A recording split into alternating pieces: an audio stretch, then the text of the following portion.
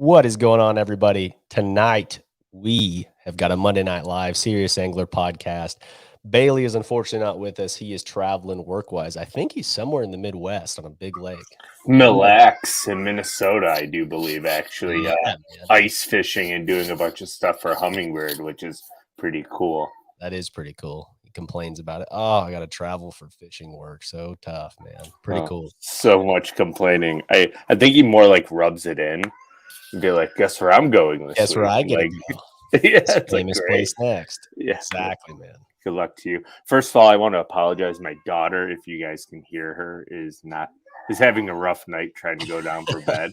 So I'm going to be in and out on the mic here, just keep the child screaming down. So I apologize. The child screaming. Yeah, it's brutal. It's been a rough couple weeks, with everything going on, and yeah, so I apologize greatly. But it's sad to not have Bailey here today. But he's doing better things, like sleeping on ice, apparently. So good for him. Is he in one of those those fish hut deals? Yeah, I believe he. I don't think they're doing it tonight. I think he's in a hotel tonight. But then Tuesday and Wednesday night, they're sleeping on the ice, and it's like -10 there right now. And I think tomorrow and Wednesday is going to be even colder. But those places are they're like full out houses, right? Like you can watch TV and sit there with your ice jig in the water and catch walleye all through the night. Have you ever been? No, I've ice fished a ton, but like all of our Colorado is so regulated, as like our guest coming on knows with California, but like we can't have anything left overnight on the ice. There's all kinds of rules, that we can't do that kind of stuff. So I went up to Simcoe, which is about 2 hours north of me, like north of the greater Toronto area. Yeah. Because here in Buffalo, Toronto's an hour away, which is kind of funny to think like foreign country is 30 minutes away from my house. But I went up to Simcoe and we got in like an 8-person hut, and there were 6 of us, probably like 12, 15 years ago. I kid you not. It was like -20 degrees Fahrenheit out, so cold. And we're sitting in this hut in like shorts and hoodies because we're dying because the furnace is on like 95. Just ripping. Yeah, and there's like 7 feet of ice. Like, I was like, this is just insane. Dang. But yeah, I hope he has fun. I hope he doesn't fall in through the ice. I'm sure they have feet by now. Yeah, so I'm sure it'll be good. But yeah, no doubt. Good stuff. Heck yeah, man. Well, dude, before we kind of just take up all the time talking about ourselves, man, let's get our guy in here. Yeah. This guy's made the rounds on like every podcast, I feel like, forever. And I feel bad. I'm like, man, I keep like, dude, we got to get him on here. But and it's a friend of mine from college fishing, but his name's Andrew Loberg, and he is qualified for the Tack Warehouse Pro Circuit this upcoming year and had just an incredible season out west. Let's see if we can add him to the stream here. Yeah, I get it back. We both did it. See ya. And that's the show, guys. So we'll see. There he is. I was in and I'm out. Yeah, sorry about that. Yeah, thanks for having me on, fellas. It's cool. I'm stoked to be on you guys' show. I listen to you guys all the time. Well, we appreciate that. First of all, how warm is Texas right now? Texas isn't bad. Dude, when I was actually driving here, so I drove over a week ago from Northern California. I hit, you go down Highway 5 to Bakersfield, cut over the Tehachapi's, get into Arizona. And when I was driving through Flagstaff, it was like -4. And then it was at night, and then going all the way through New Mexico, it was like 20 degrees. I'm like, this is unbelievable. They had a big cold front that came through. And then I got to Texas, and sure enough, it was cold there too. But recently it's been warming back up. As soon as I make the drive, there's a big cold front that pushes through. Of course. But it's been nice. It's good. Heck yeah, awesome. Man. Well, dude, I'm curious, just first off, so you spent some time in Texas, but and I know you've fished kind of all over, and you've always traveled east from qualifying for championships, but have you spent much time fishing in Texas before? Dude, this is the first time I ever fished out here. It's ever very, very cool. Ever. I've always driven through it because, like, all of our national championships, they were either in like Georgia, Alabama, Carolinas. And I'm like, dude, why don't they make it more central? Even though it's still 20-something hours away from California, and have it in Texas. But This is the first time I've fished out here, which is it's a pretty cool experience. I'm really digging it so far. That's awesome. Yeah. So you were pre-practicing Rayburn, or have you spent any just on Rayburn, or where have you fished so far? Yeah, so the last few days, so I got here, unpacked, and spent a couple days just kind of getting everything geared up and ready to go. And I spent a few days on Rayburn doing a little pre-practicing and scouting out. Lake is giant, full of timber, which is kind of gnarly to run. Hit a few stumps, which I feel like is on par for, pre-practice or just any time you're fishing Texas, it seems like. Popping the cherry. Oh, totally, exactly. But yeah, it's cool. I mean, a bass is a bass. Still live in some of the same places, but it definitely fishes a little different than I thought it would. But I'm stoked. Learned a ton when I was there the last few days, and got a couple weeks of off limits. And honestly, can't wait to get back down and kind of just test out what I found and what areas I found. So I'm looking forward to it. And then also, these next couple weeks, I'm going to be kind of fishing locally around here, the Dallas-Fort Worth area. And going to a couple lakes and seeing what I can run into. They say bass are bigger in Texas, or everything's bigger in Texas, right? That's right, man. So absolutely. Heck yeah. Well, this might kill some. I'm not a local Texas guy, so I guess this doesn't matter as much. But I guess I'm still going to hold it. I'll shoot you a text after. I've got a friend that catches some double-digit fish right around Dallas-Fort Worth. I'll shoot you one lake that you should check out. We got some free time. 100%. I'm in. I've got the next 13 or 14 days of fishing, so I'm in. I was looking at a map. I'm like, oh, what lake should I go fish? And I'm like, dude, there are so many lakes around there. Isn't it crazy? It's crazy. Well, and the craziest thing too is like the lakes that you don't hear about are the ones that always have the biggest fish. Always. I know. I was doing some YouTube search, and I'm like, maybe I shouldn't go to the ones that are on YouTube. Right? Yeah, probably. Exactly. Just choose one on a map that's not being talked about. Yeah, exactly. Dude, that's awesome. Yeah. Well, man, I figured just with your track record, and we'll get into that here, but man, Rayburn's full of grass. You're very comfortable in the grass. Yep. I mean, like, is that just a chip on your shoulder going into this first event? Is that, hey, at least I'm comfortable in this kind of a grass environment? Totally. Yeah. There's a bunch of grass in the lake, and I'm very comfortable around grass growing up fishing Clear Lake in the Delta.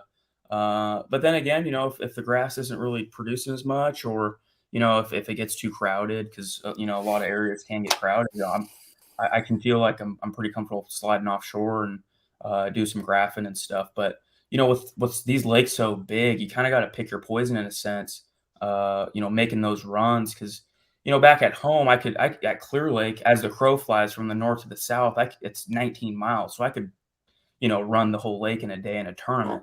But these lakes out here, as you guys know, and back east, are so much bigger to where, I mean, you can make some runs, but you definitely eat up some time making those runs. And in a bigger format, you definitely want to have your line in the water as much as you can. So, for sure, man, for sure. Well, dude, I mean, Andrew, and you know how this starts with Andrew Loberg being new on the show. Man, where did you get your start in fishing, man? Where did it all begin for you? Dude, since I was super, super young, I grew up in a bass fishing family. My dad, all my uncles, my grandfather, they're just nuts about it. So you started when you're about 2, is what you're saying. Basically, but I guess right. I mean, I just grew up, we'd always go camping at the lake and go, wherever, houseboats at Shasta and Oroville and that whole type of deal. And for me, it was just, second nature. I just always wanted to go fish. And I slowly started to get into, some tournaments when I was super young with my dad. And for some reason, I just got super hooked, and that's all I really wanted to do. I just wanted to go fish. I'd skip a lot of school and go fishing. Wasn't good, but it panned out in the end. All too familiar. Yeah, exactly. Exactly. Well, dude, I mean, in college, you were a freaking hammer, man. I remember always just kind of Colorado it was like we fished the Western Division for a while, and then they put us back in the Central, and we started fishing the Texas stuff. But dude, I remember on Lake Mead, I think I was running through the Narrows in my little Legend, and you were following me the entire way coming back. We were coming back. Yep, I remember that. And dude, I remember like just looking back, I'm like, oh, I think that's Andrew Loberg in that it was an older Ranger, right? Like a purple and white Ranger. It was a Yeah. white. It was. I remember it was a Ranger. It was like Yep. I think it was a Z20 or something Yep. like that. Okay. Exactly. And dude, you were just following me. You got back to the ramp, and you're like, "Man, I almost caught you, but I couldn't quite catch Dude, you." your boat was so fast. I'm like, that thing is quick. That little legend flew, dude. Yeah, dude, that thing was so fast. But dude, you jacked him in that tournament, and I mean, you made national championships almost every year. I just remember always you'd be heading back east somewhere, and you made Yeah, it like kind of a family between, deal. yeah, between the Bassmaster ones and the FLW college tournaments, we tried to make it to all of them. Which I think we almost did. Me and my couple partners that we had. Yeah. But I mean, through college, I went to Chico State, and it's in Northern California. And luckily for us, and like you in Colorado, it makes it tough because you guys had to travel all the time. And when you guys went to the Centrals, I'm like, oh, Adam's on this one. And then you went into the Westerns, I'm like, okay, we got to step our game up because you'd always catch me. I know. And we had, they always go to Clear Lake and the Delta and stuff, which is kind of in our backyard. So like we'd always go pre-practice and do that Sure. type of deal. So I really wanted to try to learn and fish those national championships because they just got so much press and the prizes back there and just fishing against all those guys. I'm like, we got to do it. And just caravanning, as just you get all your boys together from the West and you take that 36-hour drive and just do it up. It was so much fun. And then just seeing the lakes. Was it really that much fun driving 36 hours in like the college life? I think it was. It was it was actually more fun then than I think it is now. Yeah, I agree with that. Yeah. Like the difference in fishing tournaments now versus in college, Yeah. it's like a sports team or like a group of buddies, or I don't know. Like I've never been in a frat, but that's what it's like, man. Like because you're with your buddies, like you're all taking stops at the same time, and you just totally.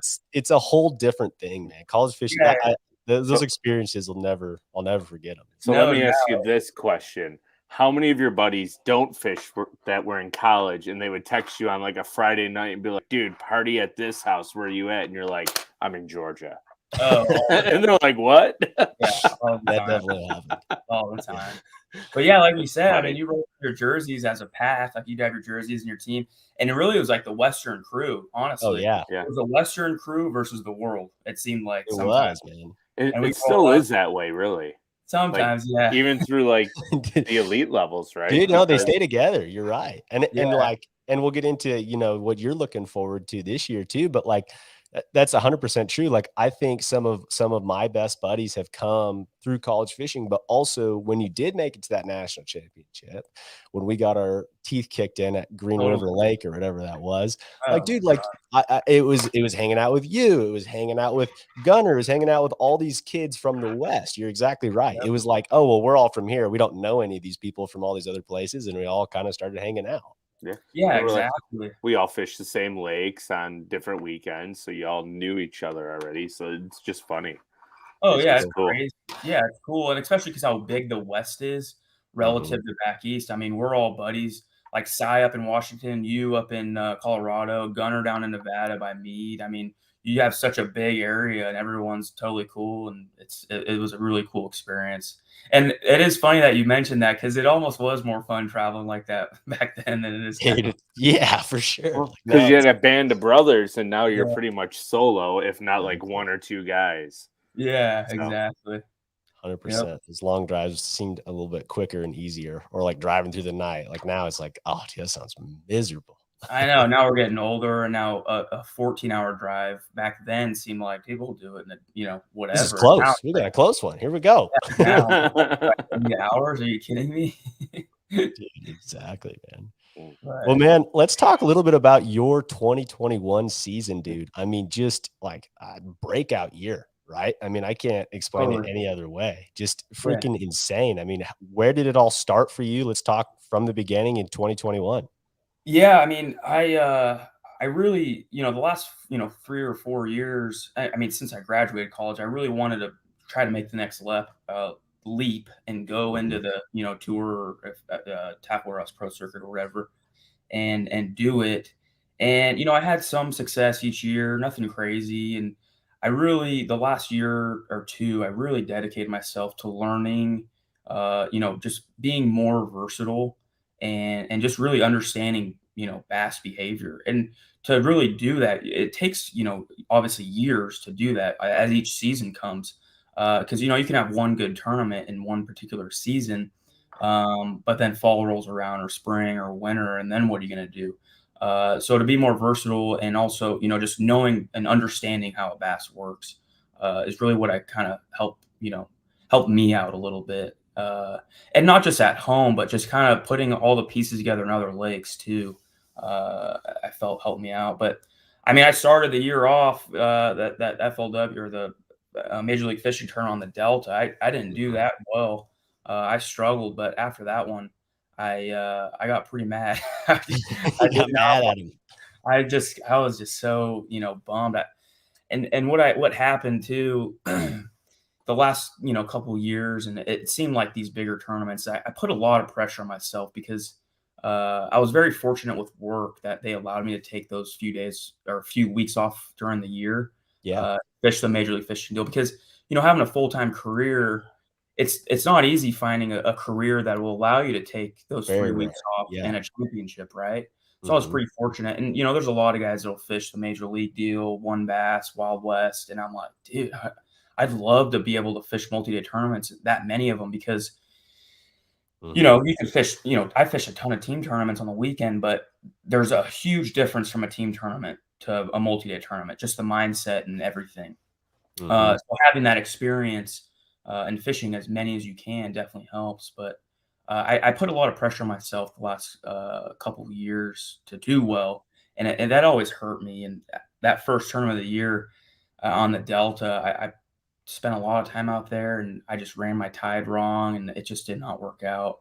It But happens. yeah, And it's exactly.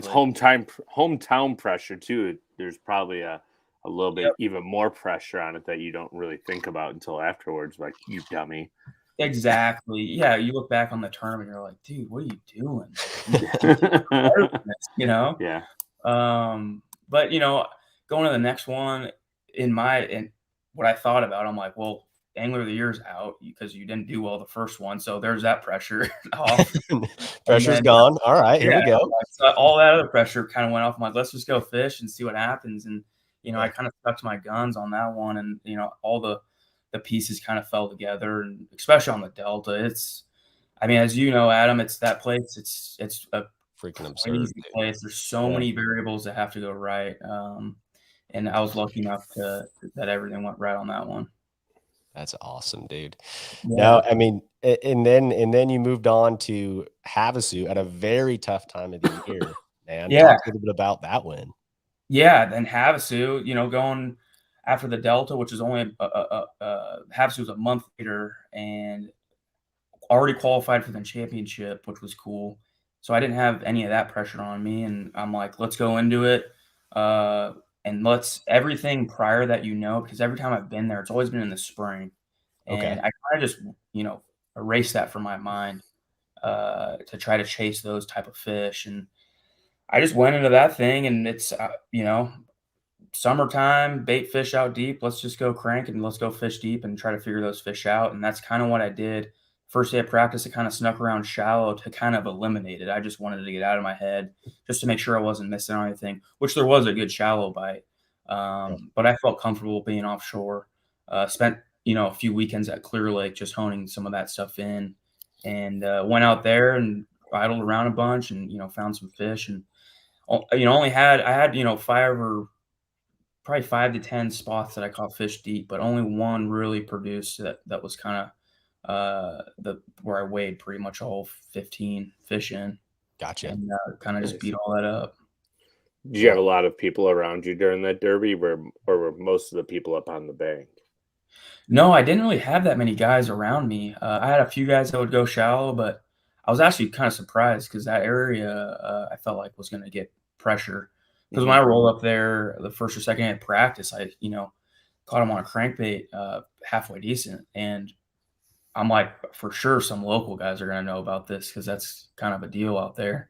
Yeah. So I just, I got like boat 30 something the first day, and I was kind of nervous about it because I wanted to start there. And I rolled up, no one was there, and I'm like, well, shoot, I hope this is a good spot.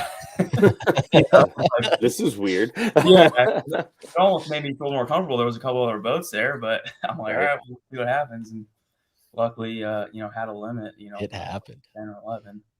Dude, that's such a weird deal. I fished a tournament a couple weeks later there on Havasu, an ABA deal. And dude, like that to me is so wacky about that place. Andrew, like not Andy, I should just say. That'll make it easier. Andy on that place, like he's talking about like regular crankbaits. Right, like a deep diving crankbait in the grass, like somewhere where I would think to be throwing a 3/4 ounce trap or something, or a 1/2 ounce trap even. But like you're ripping that crankbait through the grass, which is crazy to me. Yes. Yeah, I mean, the depth of the grass it was in that like 14 to 18 feet of water, and I actually threw a trap. I'm like, I could fish that trap way cleaner, than a deep diving crankbait and more effectively. And I tried to trap, and they would not do it. So I had to kind of stick to the crankbait, and that's what happened. I think if the water cooled down or something like that more in the fall, they'd eat that trap, but that crankbait was a little better for me. That's awesome. That is a fun way to catch them. There's a couple lakes here in New York State that you can do something very similar. That deep like are small grass. Deep cranking some grass, and the big thing is you almost oversize the crankbait, but you have to figure out the line size and the rod size to keep like the rod up, and then it's a certain rip angle to pop it out.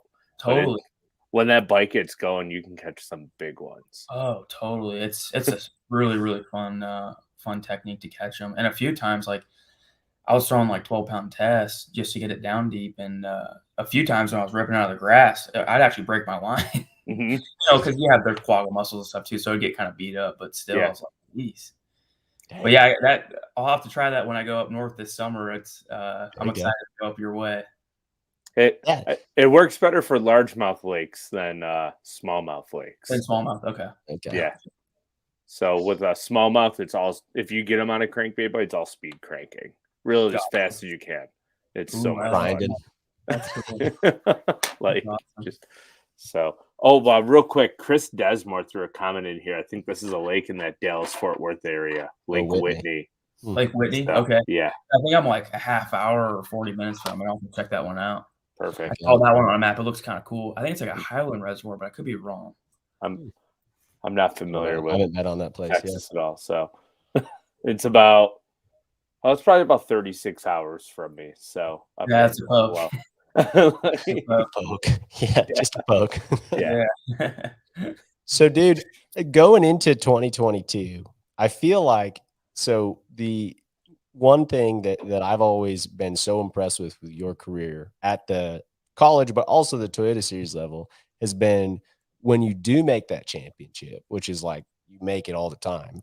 You have good finishes, man. Like you top 10 on the dang Toyota Series championship with 200 boats, and normally it's a really good payout. I mean, what do you kind of attribute some of that success to, or do you know when you go back east, because you seem to do pretty dang well?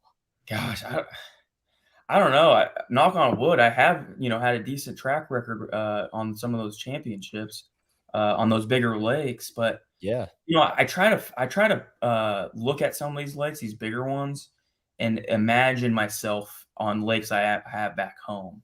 Okay, and using some of those techniques, because Clear Lake is arguably one of the most versatile fisheries ever. I mean, fishing into 30 feet and then punching grass and throwing a frog. And then you have Oroville spotted bass, Shasta spotted bass, deep clear water, and then Delta with the tides. So, growing up in that region, I've kind of gotten accustomed to, being fairly versatile and just having an open mind on some of these big lakes. And relative back here, a lot of people probably don't think they're big, they're just normal lakes. But I kind of just try to key in on a few areas and kind of just break them down and say like, oh, this is my area, and I'm going to try to catch as many fish as I can out of it and hope for the best, Yeah, figure them out in that area. So maybe making it smaller than because you're right, dude. I mean, like, and especially and you've got some decent sized lakes, but not anything like as you come east, man. These lakes get so big. I Dude, mean, crazy. I can totally relate to just being like, I don't know where to start, and I've burned myself running all over the place. So it sounds like that's a good tip from your Yeah, perspective exactly. of Yeah, trying you to can. make it small. You Yep. can You can almost like quadrant the lake, like break it down into 4 areas. Yeah, exactly. And that's kind of how I do it in practice. Like, hey, go. I try to run the whole lake, just got to feel for what's going on, and then whatever side or whatever area I kind of figure out the best or what suits me the best, and I'll go do it. Because in reality, you could there's a pattern out there that suits you, right? In most lakes, and Mhm. confidence is key, in my opinion. And Fish your strengths, don't it's chase the your bite. strengths. You hear it, yeah, you hear it, all the time. But it's really true. It's if you can go out there comfortable, not stressing what other guys are doing, it makes a world of difference. Heck yeah, man. Heck Mhm. yeah. Well, I mean, and a catalyst for you, or I feel like, I mean, growing up fishing Clear Lake, dude, all the time, right? I mean, that place, and I've been there one time, but like, I mean, what a place to cut your teeth. I mean, you can do anything, like you said. I think I would argue more than it's probably, in my opinion, the place that I've been anyway that's got the most versatility. You can literally do anything.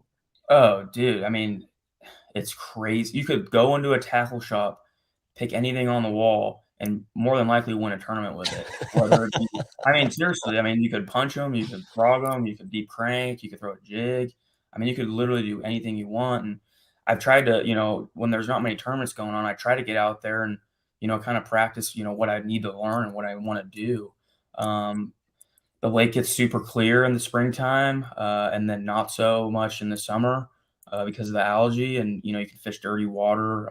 There's two main tributaries that kind of run in the lake, and you can kind of get in some kind of backwater area and learn casting. There's a bunch of docks. You can skip docks. Mhm. So it's just endless. No current, so that's kind of one thing. But Sure. everything else, I mean, it's an awesome fishery, and it's literally a bass factory. I mean, you could just catch fish all the time. It's an unbelievable place, especially with how much pressure it gets. Yeah. Yeah. It's incredible, dude. Yeah. Such a good launch And pad. there's giants, Yeah, which and is that's Oh, the even other better. cool part of it. there's big ones.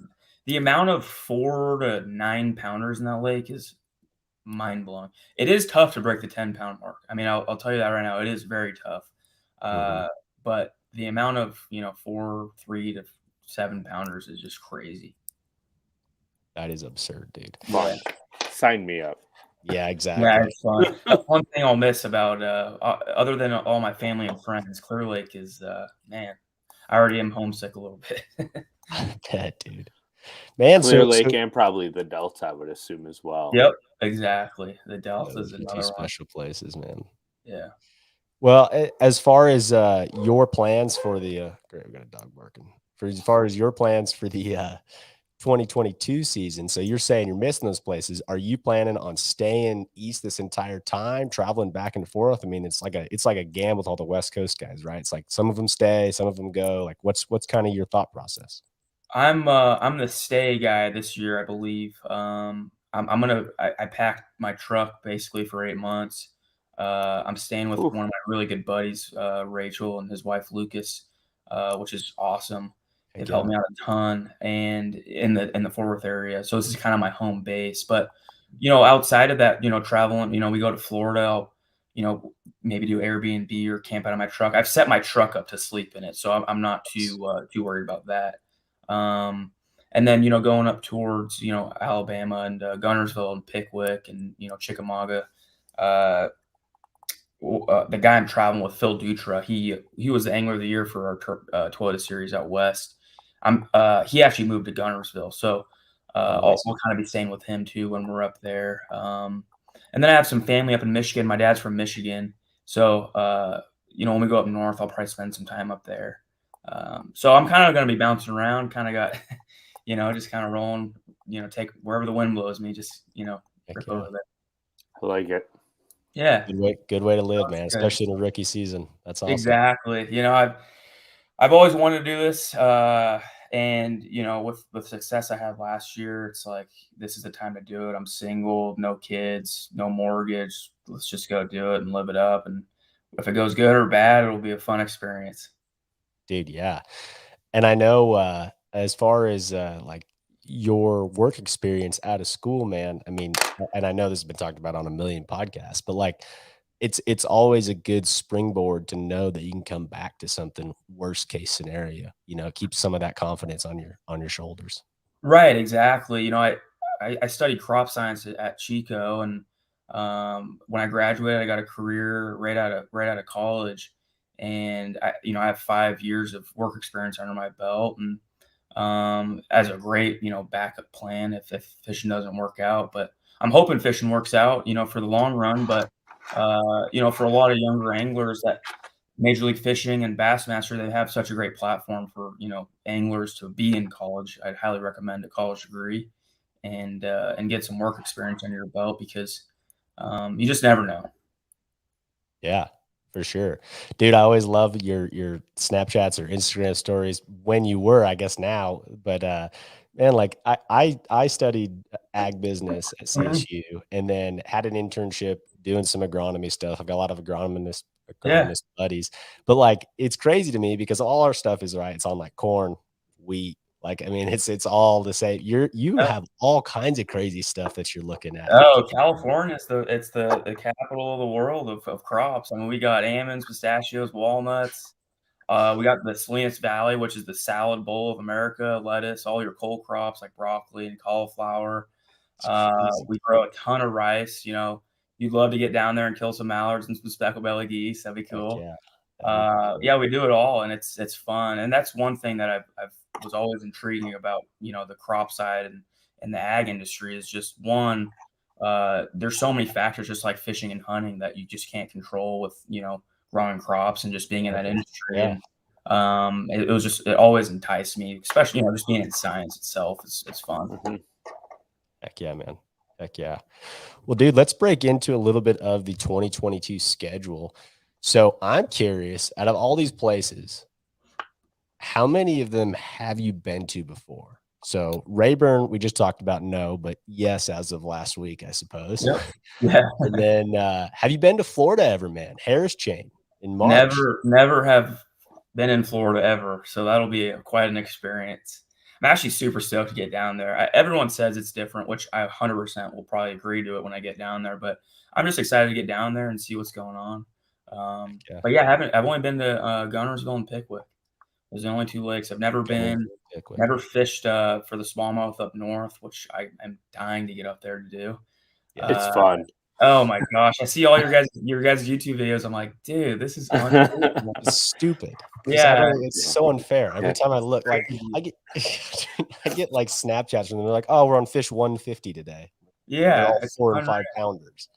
It's absurd. So, I think like the first 3-pounder I catch, I'm gonna freak out and be like, it's my PB. Oh my gosh. you'll catch an 18-inch 3-pounder. You're like, this is a giant. Then the next catch, you'll catch an 18.5-inch 5-pounder. And you're like, what the hell is going on with these fish? I know it's gonna be crazy to see. But yeah, I haven't been to most of them. Like the James River, that's gonna be kind of a wild experience. Yeah. But yeah, I've only been to Pickwick and Gunnersville. Heck yeah.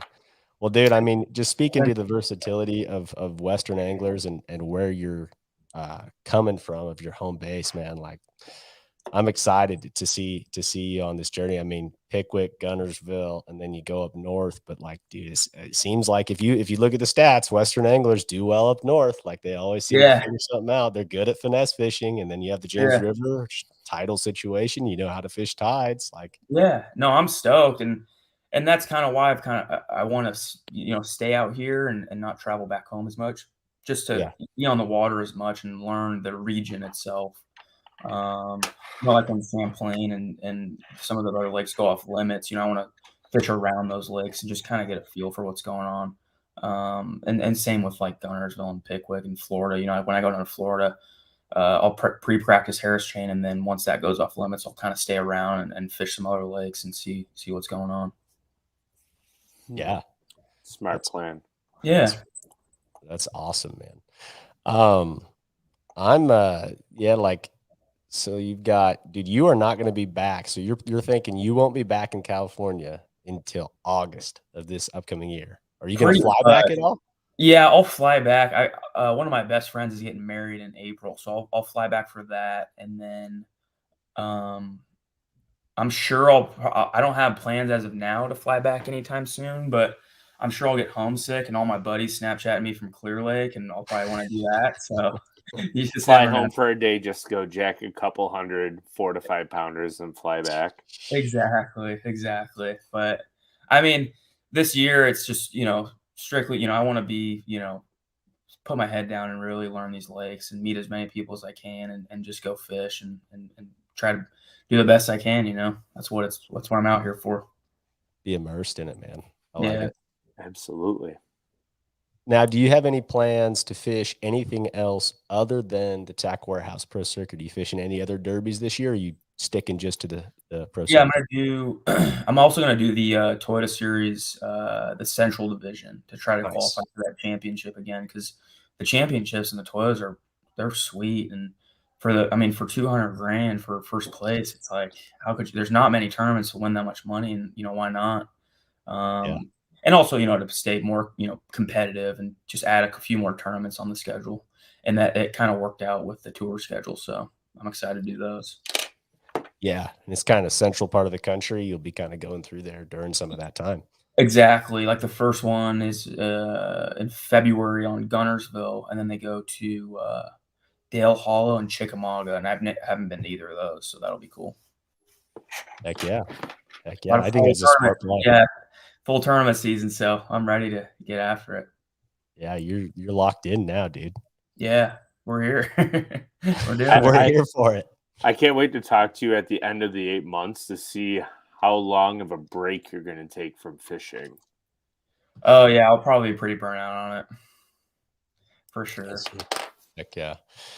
Dude, that's exciting, man. I think I'm excited. Probably the thing I'm honestly most excited for at this point is the whole MLF Valley sports betting deal and fantasy fishing, Oh, man. so Because cool. I'm excited to throw some money down on some rookie of the year stuff, some all that kind of thing, man. I think I know where Adam's going with this. So he's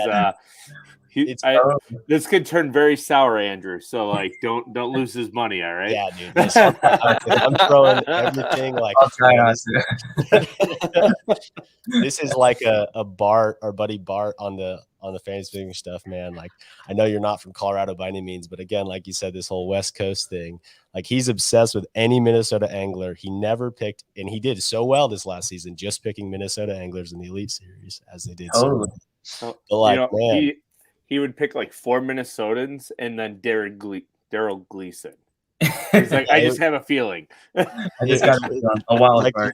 It would be like, here we go, Minnesota, and then just some random out of the blue for some random place. And some dark horse. Dude, he'd kick our butts. It was wild. It's crazy. Yeah, those Minnesota anglers, they're really, really good. I mean, they're awesome. Good fishermen. They are good fishermen, dude. Well, man, so new boat this year, right? So what are you running this year? And any big do you have a wrap? What's everything looking like for 2022? Yeah, so I got a Phoenix 921 Elite. First Phoenix I've been in. It's awesome riding boat. Everyone would always jabber at me like, dude, this is the best riding boat, rough water. I'm like, dude, my Ranger does well. But when I got in this thing, man, it is wild. It's kind of crazy to feel it. I mean, it's a cool boat, and I love it. She hums a little bit. I'm not like a speed guy, but it's a quick boat. But yeah, I wrapped it. Team CNC, they helped me out a ton. A dealership back in California, Modesto and Newcastle, and they helped me out a ton. It's wrapped in Team CNC. Mariani Nut Company helped me out. My dad's real estate company. And I've stuck with everybody else too. Powell Rods, P Line. But I'm stoked. Boat looks great. Wrap looks awesome. It's gonna be a good year. That's awesome, dude. Yeah, I'm excited to watch it all go down. Yeah, I'm guilty that I don't really follow. Like last year, I was working a full-time job, so I only really followed bass because I knew when the tournaments was because I posted so much about them.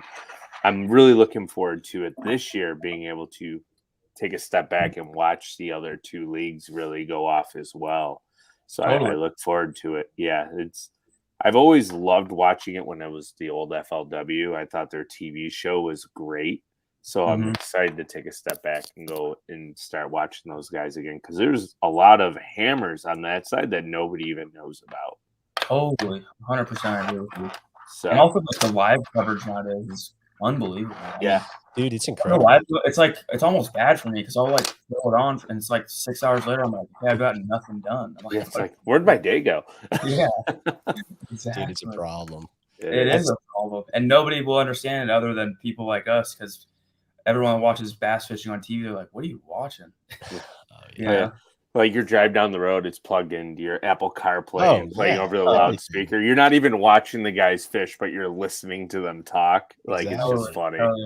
It's crazy, dude. And I think too, this year with Major League Fishing bringing on the fantasy fishing, dude, I think that's a huge thing, because I get so drawn into that stuff too, like the picks, everything I want to do. It makes me really pay attention to a tournament too. Yeah, no, it's a smart move for sure on their part as well, because it just gets more people involved, and especially put a little money on the line, it'll get some people fired up. It'll get people fired up. And it's gonna bring in whole new like class of people in that normally don't follow professional fishing.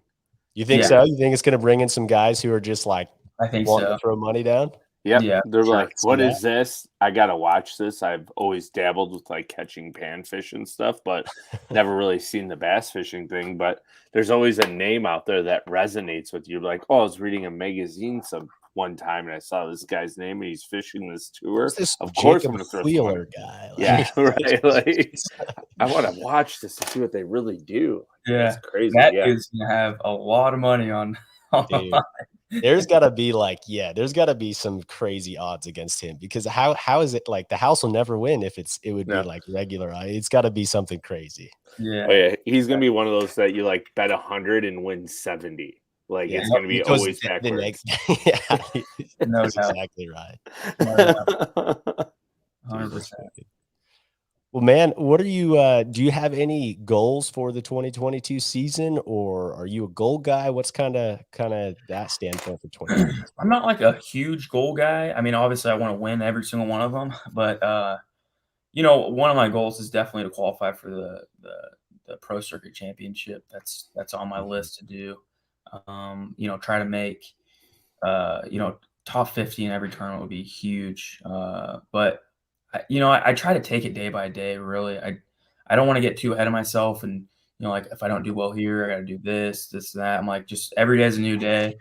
No one has fished those lakes, in the future, so they don't know what's going on. So, just kind of, run with the punches and see how it goes. That's kind of how I am. Heck yeah, man.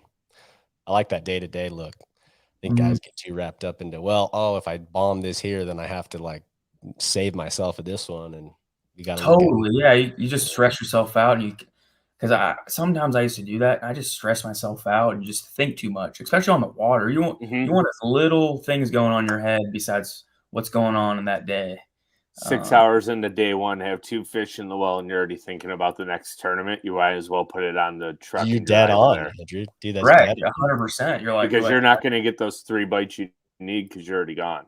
So your head's out of it. Yeah, totally. Yeah, no, I totally agree. Especially, same with practice. If you don't have a good practice and then you go into the tournament, you're like, oh, I'm not going to do it. I got to scrounge up a limit. Like you can make some magic happen. New day.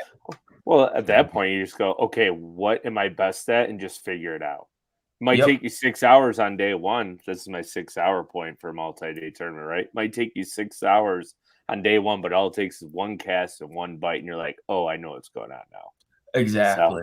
Exactly. I totally agree. And the lakes that we're going to, and historically, it's like those lakes have big bags, and you can make magic happen pretty quick. Oh, for sure. For sure. Yeah. And I mean, like, I think too, that's such a good point as far as like, when is the second your head goes away from it, like you're right, dude. You might as well put on the trailer. Dude, that's just sticking with me right now, because there's been times for sure where I've been like, screw this. Like, oh man, well, I got to think about like this next tournament coming up. And it's like, dude, like I need to be in the moment right now. You have to. Yeah, you hear it all the time, but it's 100% true. Because I've had scenarios where, it's midday and you're not really doing that well, and your stuff went wrong, and you're making a run. You're like, I got to go do this. And then you put your trolling around, make one cast. You're like, well, this isn't the deal. I got to make another run. Then you keep doing, you keep going and going and trying to find something. When in reality, it's like, hey, you have an hour or two left. Slow down, and you'll figure them out. Yeah, slow down but speed up. Exactly. It's funny, like whenever I go to fish a tournament, I pray for like the most unfishable but fishable weather, because I'm like, that's what I love, is when everyone else is spinning, I'm calm. Yep. Because I'm like, give me the worst conditions I can possibly fish with, and I'm happy as a clam. Yeah. Because I'm like, everyone else is spinning, and I don't have to think about it. I got to catch 5. Yeah, exactly. Exactly. So whatever you're comfortable with, just go do it. That's my thought. Sunny, no wind, I'm staying home. Sleeping in on that day. Maybe throwing some lines. Yeah. So there you go. Oh man. Dude. Unless it's a guide trip. Like if it's sunny and calm, perfect day for a guide trip. Yeah. What, just because the clients are happy? Exactly. Relaxing deal. Exactly. Doesn't matter.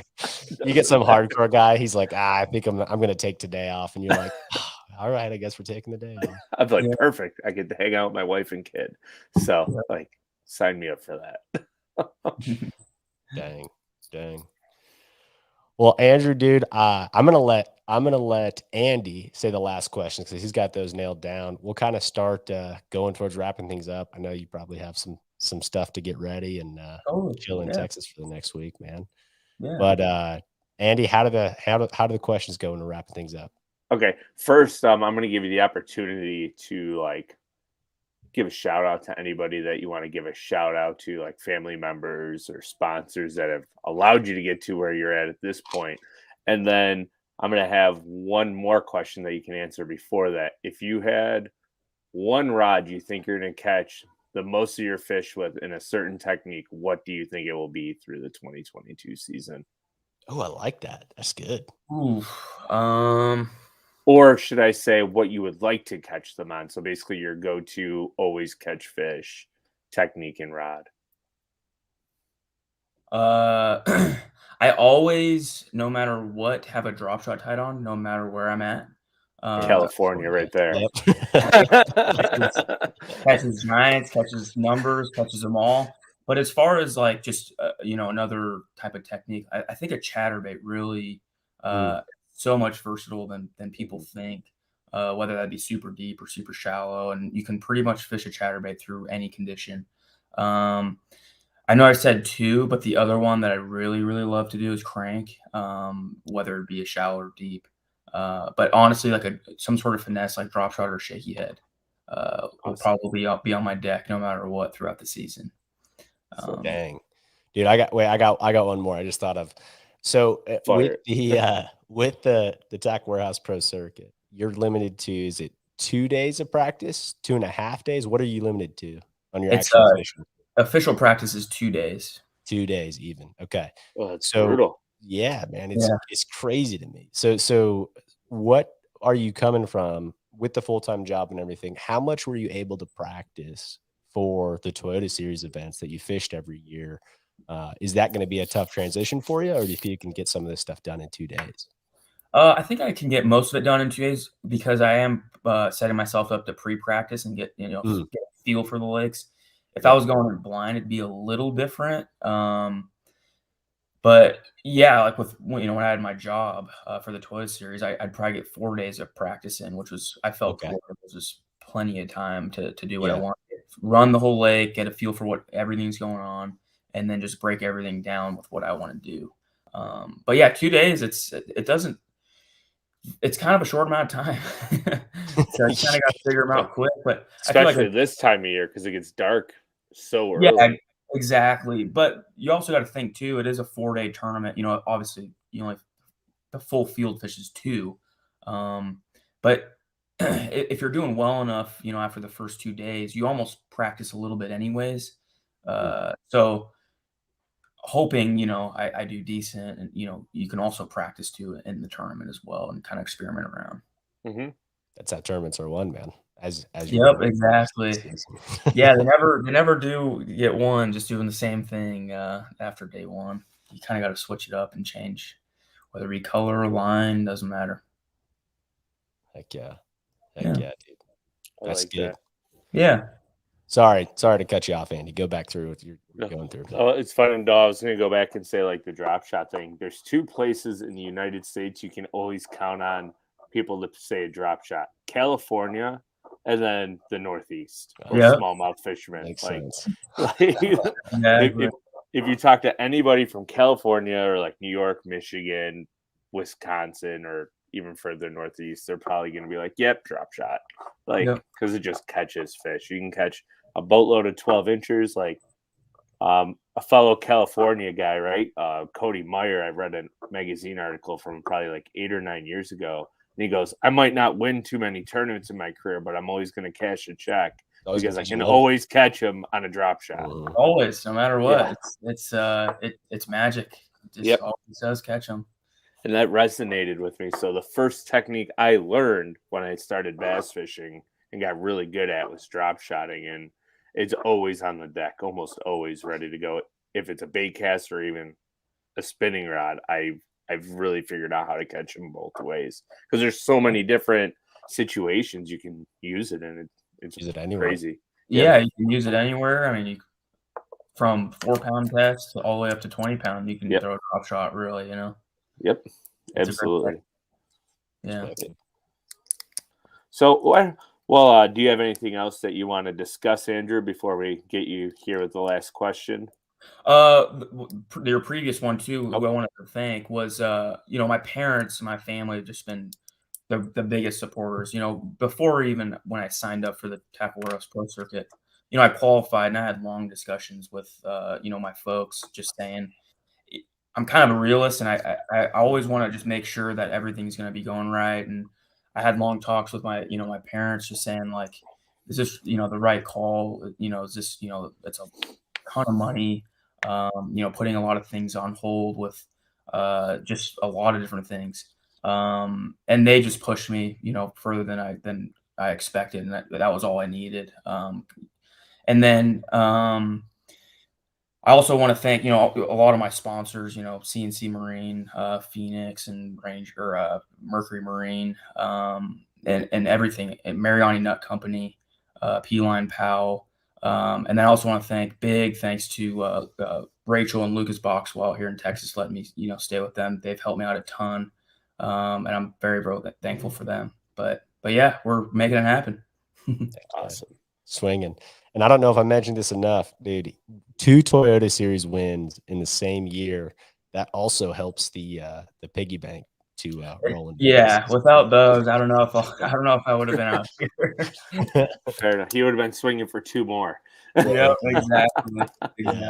So awesome. Well, I know you said you have listened to some of our podcasts, so I'm sure you probably know what question is coming. But if you can sit down, have a steak and a beer or your beverage of choice with any 3 people, any point of time in history, like you can go 500 before Christ or maybe even in the future, who would those 3 people be and why? Oof. Whoa. I'd love to probably my grandfather, because he was a big influence on my fishing. 2 would probably be someone in the bass fishing industry. Gosh, that's a tough one because it can't be someone. It's got to be a specific person now. Come on. Yeah. No, I'm trying to think of. I'd love to have dinner with a lot. So many names. It's wild. Probably Greg Hackney. I love that. That's sweet, dude. I love Hackney. He's one of my favorites to watch, and that's a tough one because there's a lot of guys I love watching. Like Kevin Van Dam, I love to have dinner with him, but Hackney is just one of those guys. Just his personality and the way he approaches fishing and how specific he is. And then the last guy would probably be Aaron Martins.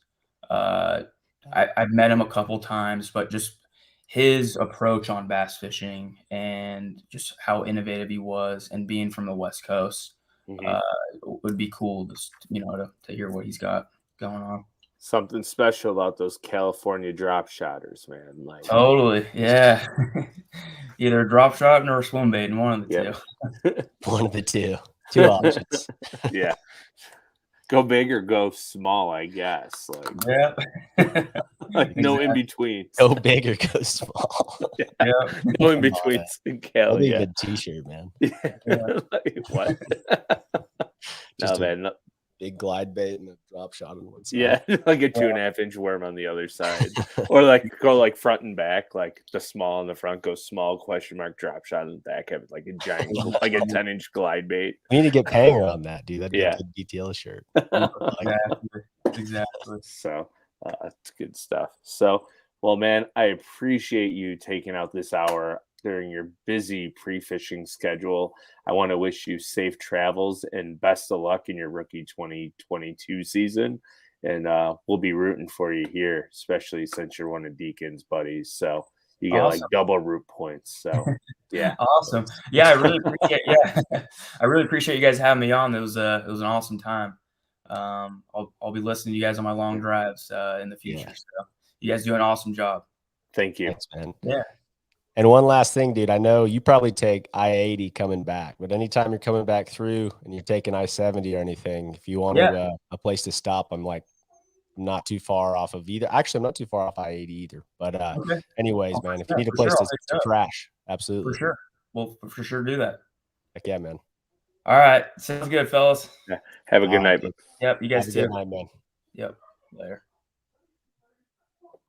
Awesome. Good dude. I hope he has a really good 2022 season. Thanks for introducing and getting him on here, Deacon. That was a lot of fun. And I always like hearing like the Western folks' perspective, because being in the Northeast, you're in the center of the world. It's a completely different thought process over here as it is opposed to out there. So, but the one thing I have learned is that guys from California tend to be able to fish wherever, just because they have every situation. They have highland lakes, they have grass lakes, they have tidal fisheries. Almost like Clear Lake is probably close to a glacial lake as you can get into the Northeast. Yeah, dude, it's very So, natural. Yeah.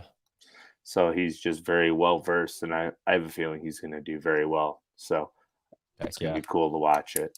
Dude, I can't wait. No, that's going to be awesome. I'm glad we got him on here. Yeah. I feel like he's been on all these other big podcast shows, and I'm like, dude, this is my buddy. We got to get him on here. Let's go. Yeah, and I look forward to getting him on again in 8 months when he's exhausted and has 4 rows of bags underneath his eyes, and we can be like, "How's that truck life, bud?" Exactly. Yeah. So I'm excited. It'll be good.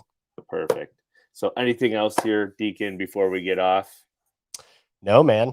No, everything's good, I guess. Recovering a little bit from the old COVID. I know it's going around to like everybody. It seems like everybody's getting it, besides me at this point. Nice. Thank God. Hopefully, like, who knows what tomorrow morning brings or the next 2 hours, because at this point we're all living and breathing COVID. So who knows? But yeah, I just got back from a trip on Saturday. You'll love this. When we walked onto the river, it was -6 at 10 a.m. Yeah. But it was sunny and no wind, so it felt like a balmy like 20. It was actually quite nice because we had about a half-mile walk into the river. So by the time you get there, you're sweating. So you're like, oh, I'm jiving right now. Like, let's keep going. Yeah. Then you stand in the water and you're like, ooh. Dude, that's you're I mean, you and I both know, just with winter temps, it's been cold here too, but there is such a difference with that sun. It is night and day. Well, it's like Florida when you have a black jacket on, 7 layers. You're like, is it 85 out or is it 2? Like, exactly. It's just like, what is going on? But yeah, that, especially if you have like a nice snowpack, like you probably know in Colorado, if you get a day that's like 25 degrees, really sunny, no wind, and you have that snowpack, it's like a mirror. So it gets really toasty, but it's still cold at the same time. Yeah, it's wild. It's so strange. Yeah.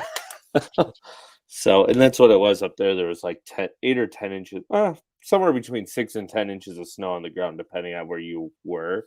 And it was just had this wonderful mirror effect. And then on Saturday, it was 35 and freezing rain, snow, rain, freezing rain. And I'm like shivering. I'm like, I want tomorrow. I want yesterday back when it was -4. Oh, Like, yeah.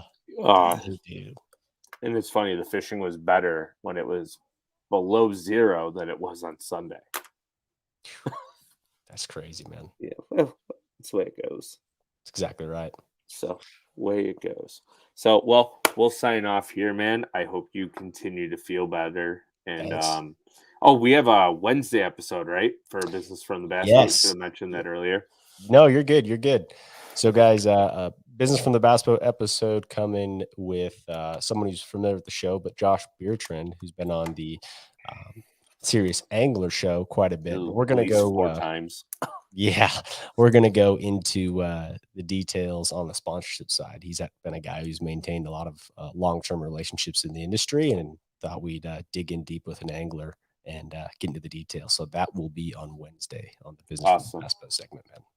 And then on Friday, we have Mike Iovino from Candlewood Lake in Connecticut. He's a hair jig ninja, like Bailey. You'll see the thing come out, the cover. But yeah, he ties a lot of hair jigs and stuff, so you can find him here on the social media. We'll tag all of it. But he ties up some really neat hair jigs that aren't marabou that he catches a lot of fish on. Dude, So that is a technique. We should have asked Loberg about that. But like, man, that is a technique that I didn't understand. Zero until going up confidence there. Yeah. Yeah, but here's the thing. It doesn't work in my experience. And a lot of these on a lot of our lakes. You know how there's just regions of the countries where things don't work? It just doesn't. Like, I've tried it and I've tried to do it, and then I go up there and it works. You know, it's just kind of confusing, you know. Another fun one is like the underspin, right? Like the underspin is this bait that's supposed to work everywhere in the country, but what I found is it works okay on some lakes, but you Sure. need like a very specific time in the type of bait that's around. You can catch them all day long on a single swim bait without a blade on it. But as soon as you go to the underspin, they're like, why aren't I getting bit? This makes no sense. We don't like the shine. No, You guys are fish. Come on. Yeah, it's like it makes no sense at all. Like, that's the one bait. Like, you catch giants on it down south on like the herring lakes, and then you come up here where we have alewives, they won't eat it. And they basically do the same dang thing. They're nomadic pelagic bait fish that swim around in fish chase. Like, that's what makes this thing so fun. Yeah. I don't know, chasing these different places. It's crazy. It keeps you guessing. That's right. Absolutely. So on that note, stay tuned for those episodes this week, and we will see you guys next Monday. For now, have a good night.